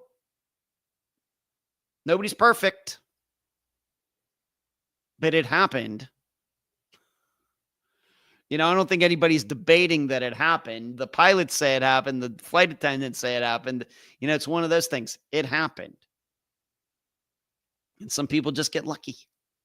They never caught the Zodiac killer either. Why? Maybe one of these days when we find out, if we ever find out who it is, we'll be able to piece it all together, why all that work was put into it and nobody could be caught definitively. These things happen. The world's not a perfect place. You win some, you lose some. It sucks. At least DB Cooper didn't kill anybody. Let's go talk about this very sad story. This guy's name's Brian. The Revolutionary Guard appeared to have an existent extensive database of the security structures. I'm not even touching that for a second. No, we're not doing that. We are not doing that. It's the first troll we've had in a while. This is a very sad story of Brian Tarrance, Tarrance.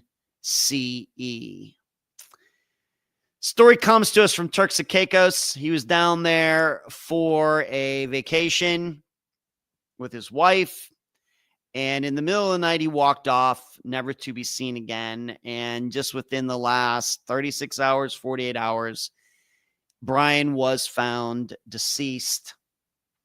I guess the preliminary report is it was in a ditch along a road somewhere there. And there was video of him walking off.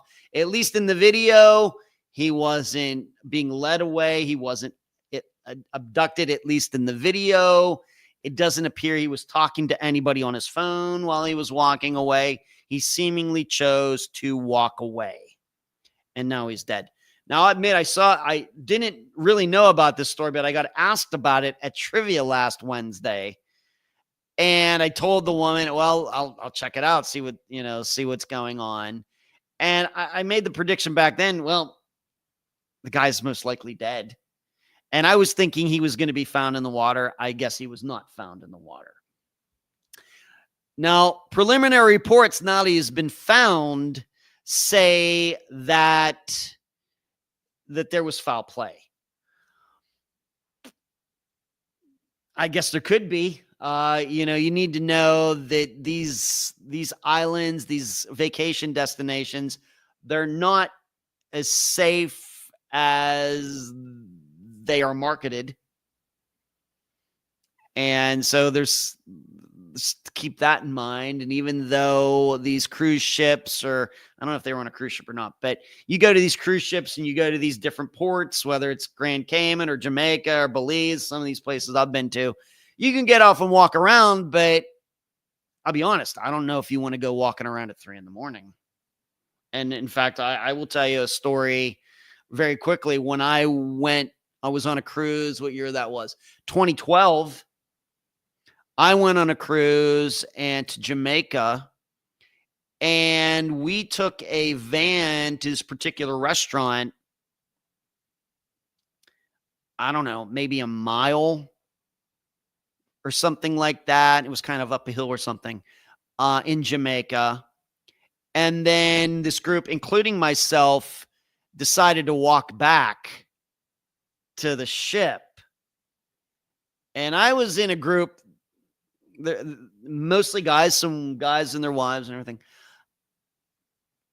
I would not want to make that walk again. And it was daylight.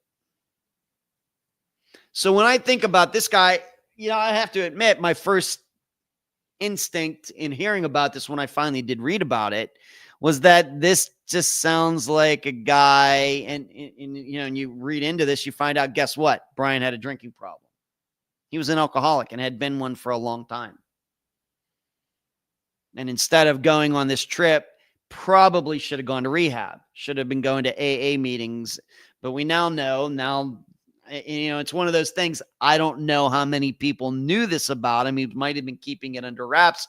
Certainly his wife knew, maybe his close family knew. Did his coworkers know? I don't know. But I could guess that he might have been keeping it under wraps, and because of that, might not want him to get help or whatever, how it might affect his job security and everything, because it happens. I'm not saying it's right, but it happens. People could lose their jobs or whatever under it. He should have been getting help. He shouldn't have been going to Turks and Caicos to party it up, but he did. And then he goes strolling off at 3 a.m, probably looking for a drink. And now he's dead.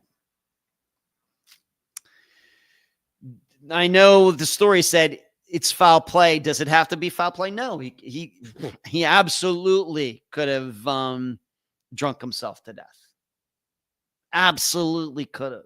It's one of those things that when we think, and I would even say, even with Unfound's own disappearances, it's probably something that I overlooked myself. I'll be honest about this, that It doesn't take drugs for somebody to overdose and kill himself.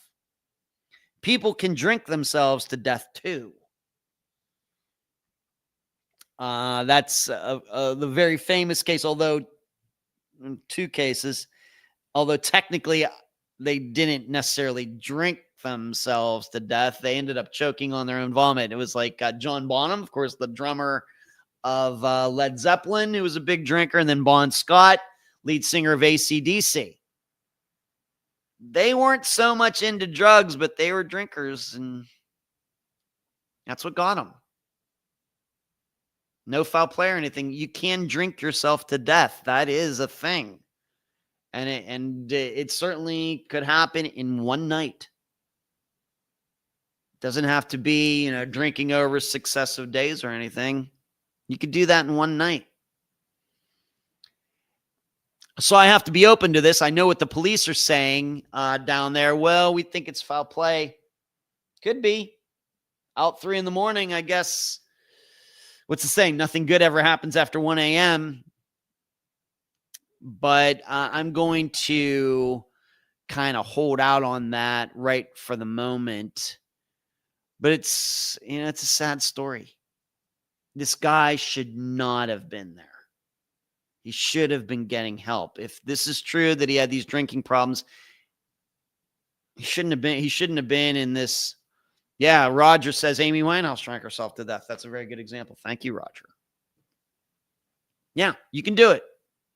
And so when it comes to the disappearances that we featured, obviously we've covered some disappearances where the missing people weren't drug addicts, but they were alcohol addicts. And we have to be open to the idea, well, are we sure these people are, did they go missing because they drank themselves to death and we haven't found them yet? It doesn't have to be drugs, although alcohol is a drug, but you know what I mean.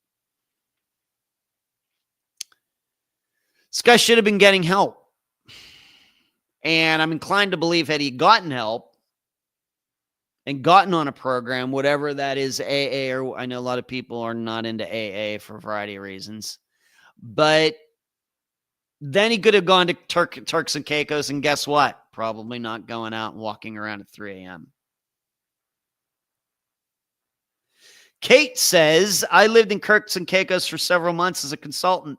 Gorgeous place. However, the non-touristy areas and the locals don't even walk alone in the middle of the night. There you go. Well, thank you for Kate. You aren't Kate Hudson. You aren't the Kate Hudson, are you? If you are, that would be spectacular. But even if you're not, that's spectacular too.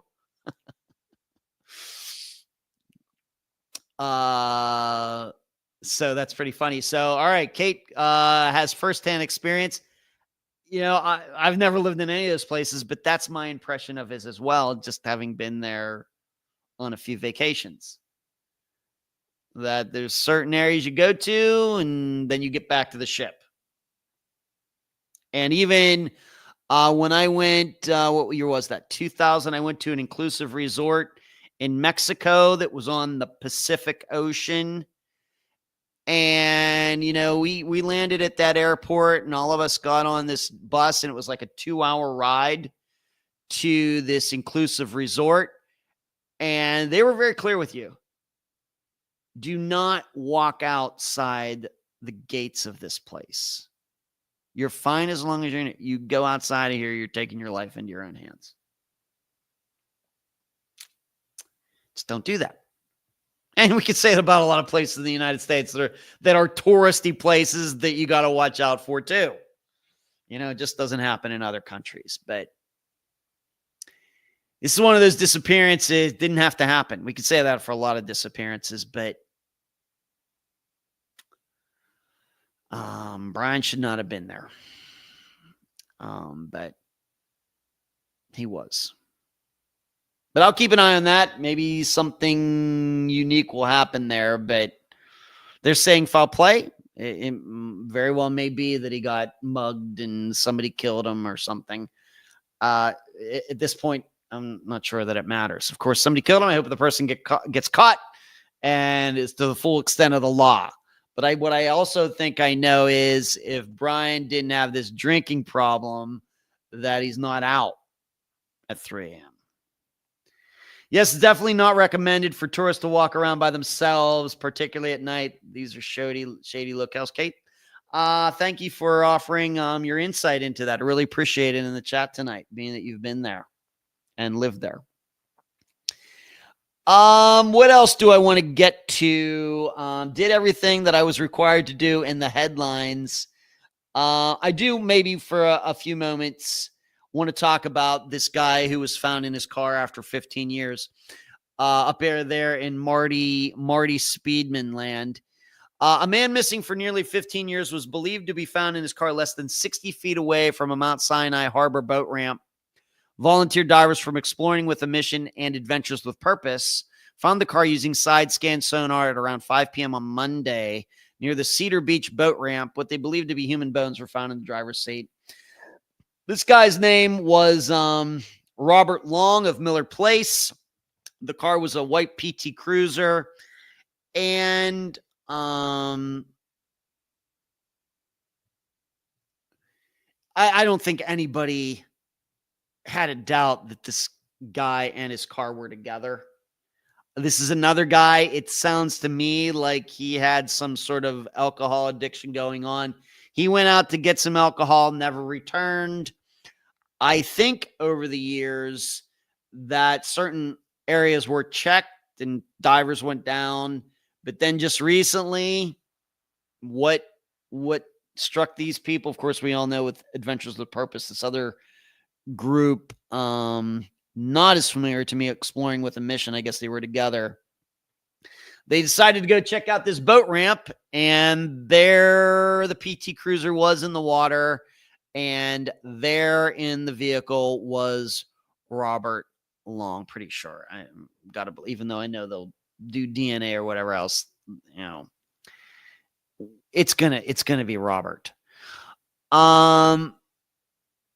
So great work. But I still say these kinds of disappearances compared to the Aaron Derbashires, this is certainly important work. Needs to be done. Happy they're doing it.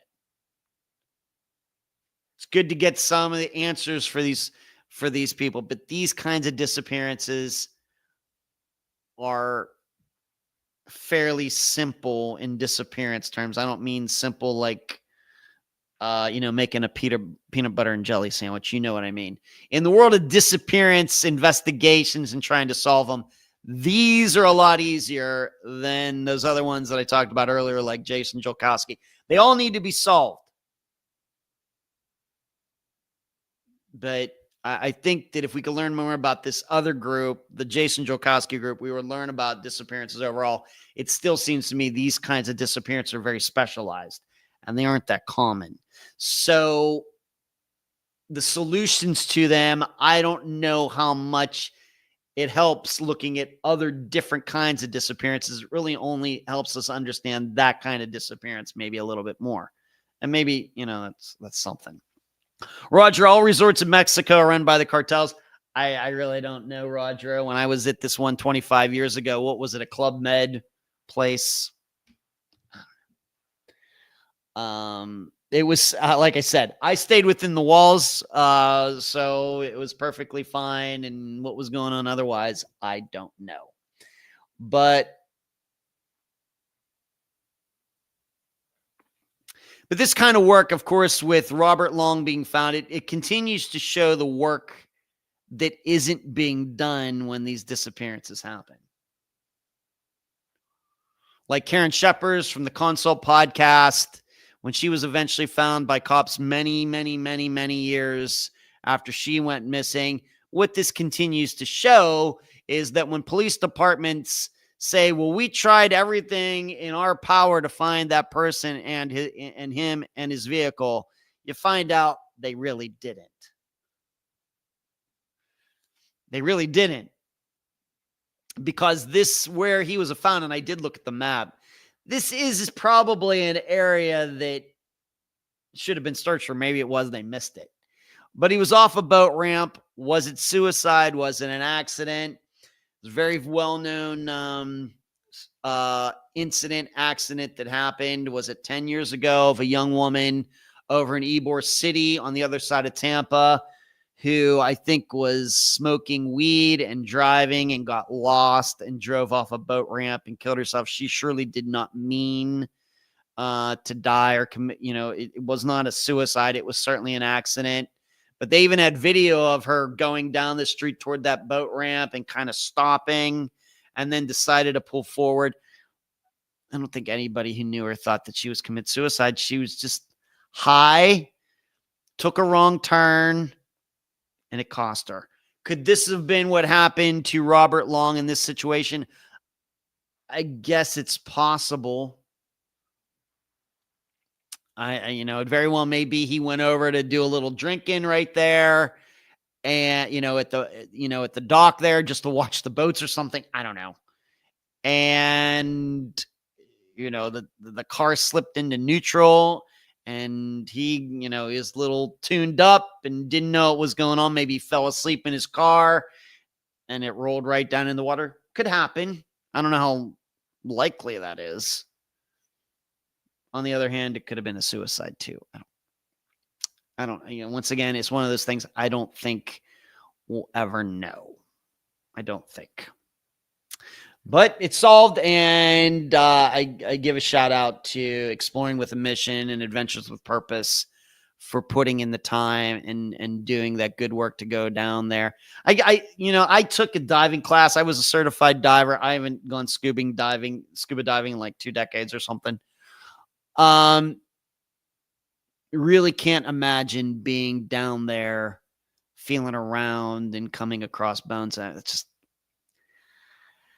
I have to wonder, the people who do this stuff, do they get PTSD and do they need counseling and everything? I think I would need it. I think. Because of course, a lot of times when they're down there on the bottom, it's very silty and you can't see very far in front of your face and everything. And then all of a sudden, maybe there's a skull right in front of your face. It would just totally creep me out. I don't think I could do that work. I salute them. I do, like I said, though, I do wonder if they get, I hope they do, they get some sort of psychological counseling. I think that would really start to really work on a person's emotions and mental health after a while, I think. All right, let's go to this Friday's episode. I'm supposed to be doing this interview tomorrow. I think it's going to happen. If not, I have a backup plan. Don't worry. But there is the disappearance of Tanya Sadecki, Sadecky. She is on the NamUs. She is on the Charlie Project. And we're going very close to where I grew up. Many of you know that I'm from Leechburg, Pennsylvania. We are going to Brackenridge, Pennsylvania, an area that I know very, very well. In fact, Tanya disappeared just a couple blocks away from where I learned to swim at the Tarentum YMCA. That's not even there anymore. It's actually a Harley Davidson motorcycle shop now, and they moved the YMCA somewhere else. I learned to swim as a little baby at the YMCA in Tarentum, and she went missing just a couple blocks from there. Once again, her name is Tanya Sadecki in Brackenridge, PA. I know I did a lot of hanging out in this area, early 90s, cruising around, knew a lot of people down there. My best friend from college, his name's Dave. I've mentioned him before. He is from this area. This is within the Highlands High School district, which is where Dave went to high school and graduated from there. She went missing, people believe, on August 29th of 2022. However, we have to be open to the idea that she went missing at least a few days before that, maybe the 26th, maybe the 27th. Tanya, very, very troubled woman, 40 years old, very troubled. A lot of addictions and things going on. Was not in the greatest place with her mental health in 2022. The tough part about this disappearance, though, is she went missing, people looking for her, and then like a week later, her purse with everything in it, including a phone in it that wasn't hers, was found just on a sidewalk. And it surely was not sitting there from the day she disappeared. So I'm going to be doing this interview tomorrow, I believe, with her friend Kayla. And that will most likely be the episode on Friday. Hopefully it'll, like I said, you never know these things are going to happen until they happen. But if not, I already did this interview yesterday regarding this other podcast host, and I knew you're really going to find that interesting. So that might be maybe the first part of that I may release on Friday instead, if this interview doesn't happen tomorrow. We'll just have to see. And then I have another conversation with a mother of a missing man on Wednesday morning. I think that's going to happen. So we're working on some things, a lot of things going on here. But what's not going on anymore is this live show. I'm done. Hope you enjoyed it.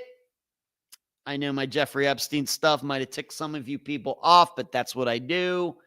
As I love all of you, but there's only one person who runs this live show and runs the podcast. That's me. And I don't pander to all of you. I don't say things just to make all of you happy.